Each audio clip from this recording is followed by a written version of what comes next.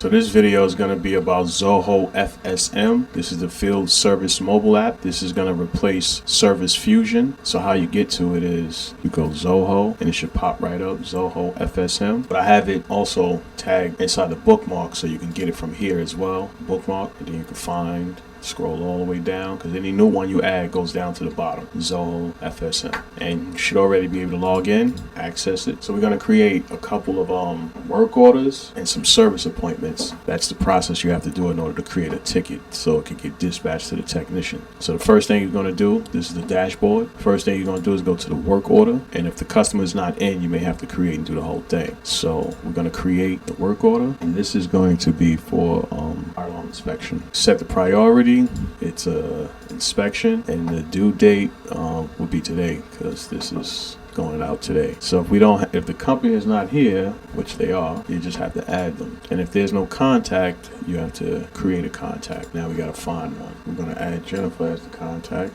And everything is always non-taxable. You can select either capital project or Board of Education. I don't charge tax. That way I don't have to deal with the IRS.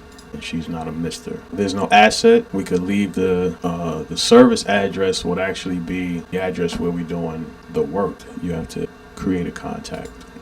Now we gotta find. Okay. We're gonna add Jennifer as the contact.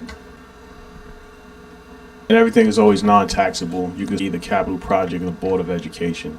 I don't charge tax. I have to deal with the IRS. And she's not a mister. All right. Looks about right. So I'm gonna create that. There's no asset. We could leave the service address would actually be the address where we're doing the work. So this is in Co-op City. I'm actually gonna leave that.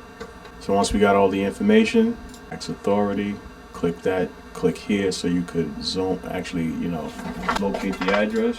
State, capital project. We're gonna leave all that the same.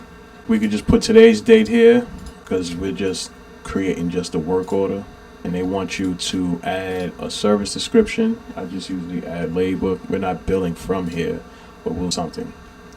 You could add all this extra stuff. You could put the parts there, the information. We could put the skill level for the text or anything like that. We don't have to put none of that. Let's say around 9 o'clock. Should only take a couple of hours, so I give them 2 hours, and then we select the person or the technician that's going out to do this job, so that way this could get sent to their phone, and then we schedule and dispatch, and we click confirm. Now that should send an email to them, and also